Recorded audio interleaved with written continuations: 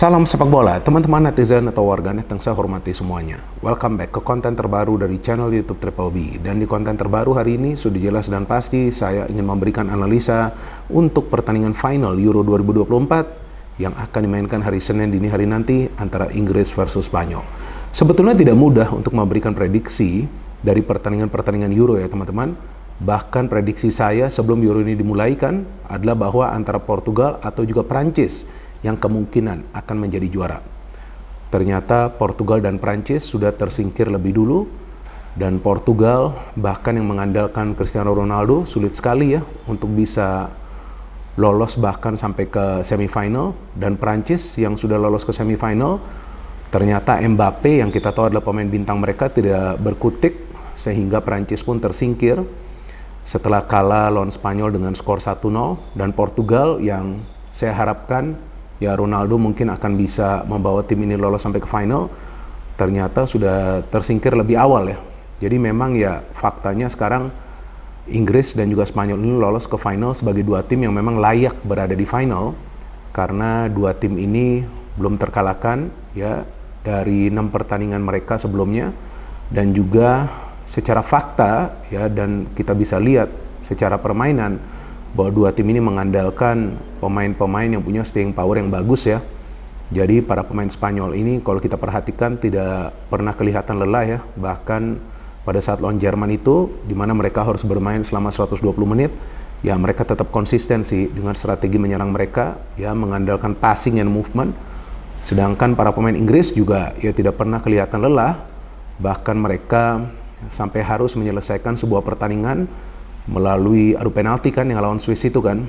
Jadi ya memang dua tim ini layaklah berada di final. Apalagi ya Spanyol, kalau kita lihat kan perjalanan mereka ya, Spanyol ini bisa lolos dari grup neraka kan, karena grup mereka kan grup yang sangat berat ya. Ada Kroasia, ada Italia, kemudian ada juga Albania. Tapi ternyata mereka tidak terkalahkan, mereka menang terus. Bahkan di final match mereka di fase grup lawan Albania, walaupun ada banyak rotasi, tapi tim ini masih bisa meraih kemenangan. Kemudian Inggris, ya saya flashback dikit ya perjalanan kedua tim ini ya. Inggris di fase grup sama sekali tidak meyakinkan.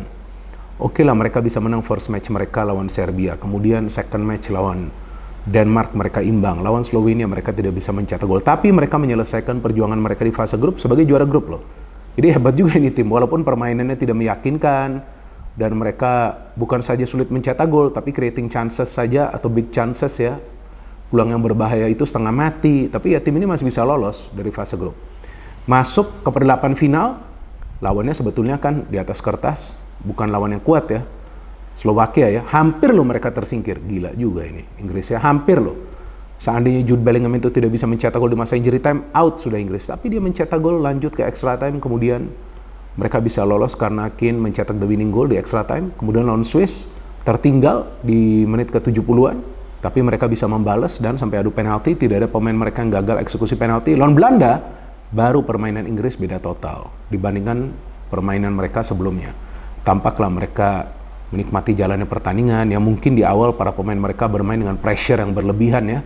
Karena kita tahu lah ekspektasi dari fans mereka ini sangat besar ya, agar football come home gitu, bahwa sepak bola dibawa pulang. Ya padahal kalau sepak bola mau dibawa pulang ya seharusnya pada tahun 2021 itu ya, Inggris sudah menjadi juara pada saat memang mereka menjadi tuan rumah untuk pertandingan final lawan Italia. Tapi kan pada saat itu banyak pemain Inggris yang usianya masih muda ya.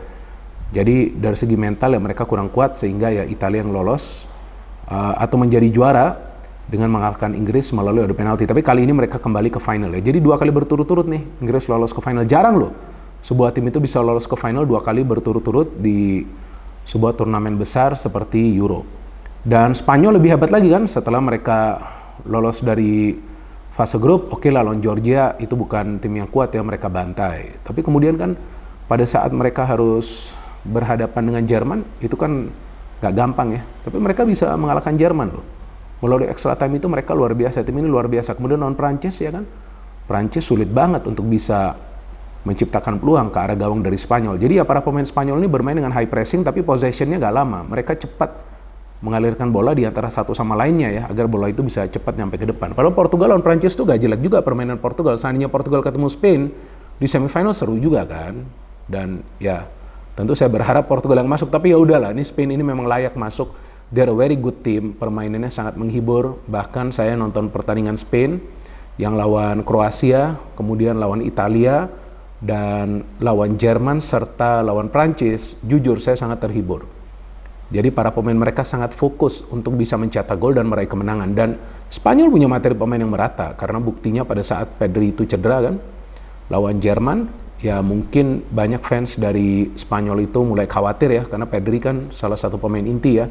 Tapi Dani Olmo masuk, ternyata Dani Olmo bagus permainannya di pertandingan itu. Bisa mencetak 1 gol, bisa memberikan 1 assist, kemudian dia mencetak gol lagi di pertandingan selanjutnya. Jadi memang ya Spanyol ini punya materi pemain yang merata. Carvajal terkena scoring, ada pemain lain yang main seperti Navas, oke lah, not bad. Kemudian Nacho tidak bisa bermain, ada Laporte yang bisa bermain, walaupun feeling saya di final ya bisa saja nanti Nacho kembali yang main, atau mungkin tetap dipertahankan Laporte, karena Laporte juga tidak buruk ya permainannya. Penjaga gawang mereka juga Unai Simon, walaupun tidak banyak melakukan saves di setiap pertandingannya karena high pressing game dari para pemain Spanyol, tapi pada saat dibutuhkan, apalagi lawan Jerman itu banyak sekali saves yang dia lakukan. Jadi ya nggak perlu diperdebatkan lagi, Spanyol punya materi pemain yang merata dan Spanyol bermain secara tim. Walaupun mereka punya yang menurut saya adalah pemain bintang ya di Euro kali ini, yaitu Lamine Yamal ya. Kalau bagi saya sih bintang dari Spanyol itu Lamine Yamal, tapi ya Lamine Yamal juga bermain secara tim gitu, tidak egois. Dan dia bisa mencetak juga gol yang indah kan, itu lawan Prancis ya. Tapi kan secara teamwork memang ini pemain yang luar biasa. Ya, walaupun dia usianya masih muda dan dia sudah berusia 17 tahun sekarang, tapi dia fokus bagaimana caranya untuk create chances. Jadi dia bukan fokus untuk mencetak gol, tapi pada saat dia dalam situasi yang sulit untuk membagi bola, maka kemungkinan besar dia akan memilih shooting. Ada Nico Williams juga, so this is a very good team. Dan sebaliknya Inggris, sebetulnya kalau dari segi kematangan atau pengalaman, ya para pemain Inggris jauh lebih berpengalaman. Karena ada 6 atau 7 pemain mereka yang berada di skuad Inggris sekarang, yang sebelumnya juga berada di skuad Inggris yang berhasil lolos ke final Euro 3 tahun lalu ya, tahun 2021 kan. Jadi ya dari segi kematangan para pemain Inggris matang, tapi secara tim ya mereka belum bisa bermain secara tim kecuali di babak pertama lawan Belanda itu kelihatan banget teamworknya bagus karena bola tidak selalu diberikan kepada Saka, tapi Foden juga bisa berkreasi dan Foden juga mendapatkan banyak peluang untuk mencetak gol. Tapi pemain yang menarik perhatian di Euro kali ini dari tim Inggris adalah Kobbie Mainoo ya. Ini pemain yang masih berusia 19 tahun, ya sedikit lebih tua daripada Lamine Yamal, tapi pemain ini sudah matang banget. Dan saya melihat permainan dia sangat eksplosif ya, apalagi pada saat memang dia ikut membantu serangan. Jadi walaupun posisi dia adalah gelandang bertahan, tapi pemain ini juga mengambil inisiatif untuk ikut menyerang dan beberapa kali dia bisa memberikan umpan kunci. Dan ini adalah pemain yang juga bersinar bersama Manchester United di putaran kedua Premier League ya, musim lalu ya. Jadi ya perlu juga diberikan kredit kepada Erik ten Hag nih yang mengorbitkan pemain ini di putaran kedua Premier League, sehingga Gareth Southgate memilih dia untuk menjadi bagian dari skuad timnas Inggris.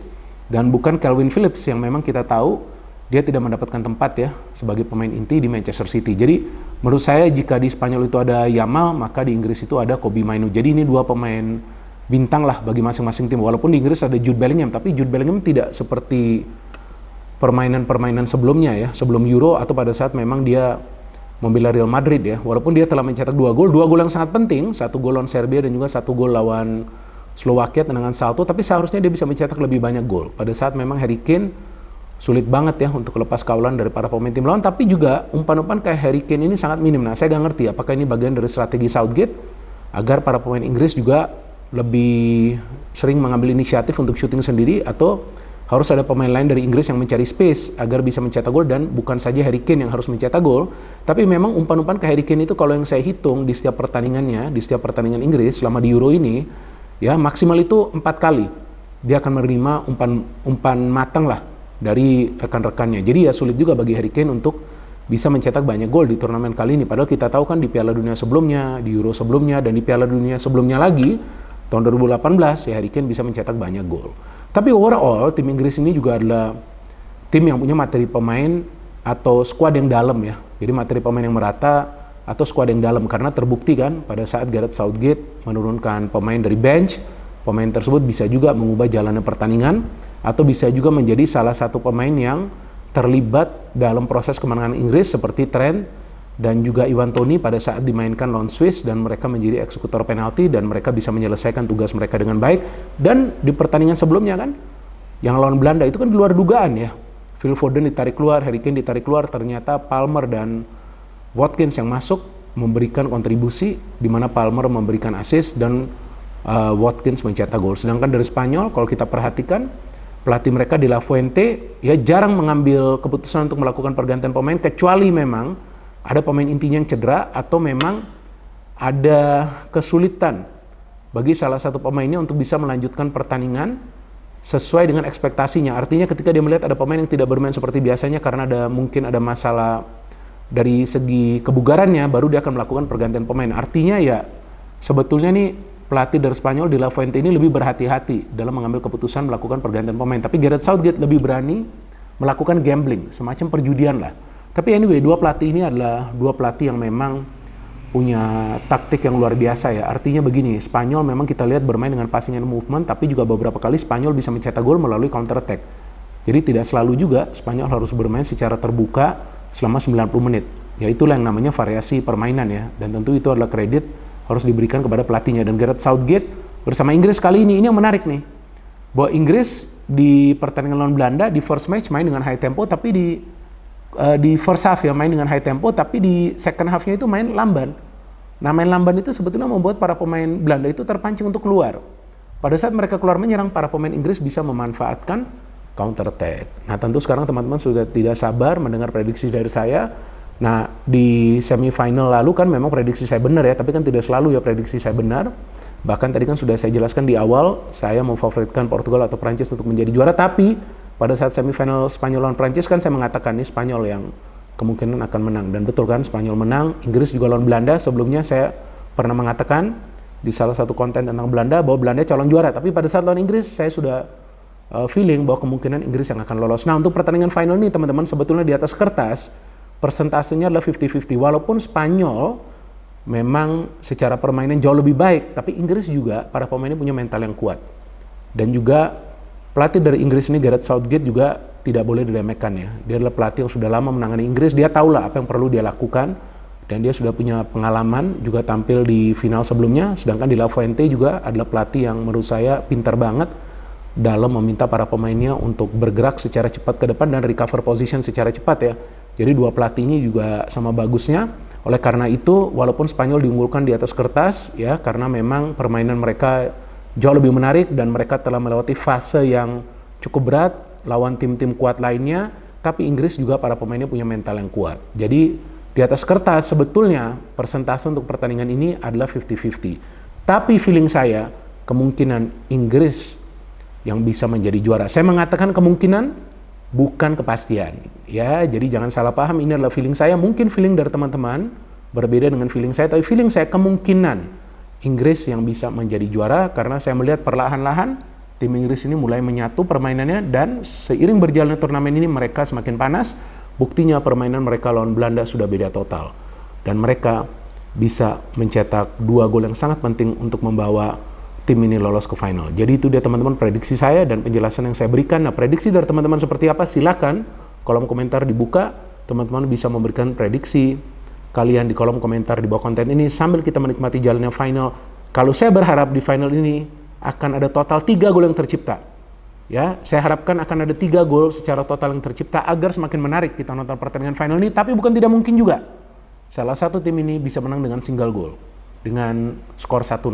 Kalau feeling saya kemungkinan Inggris yang menang dan menjadi juara walaupun di atas kertas persentasenya adalah 50-50. No hate, no politics, only football. Salam sepak bola.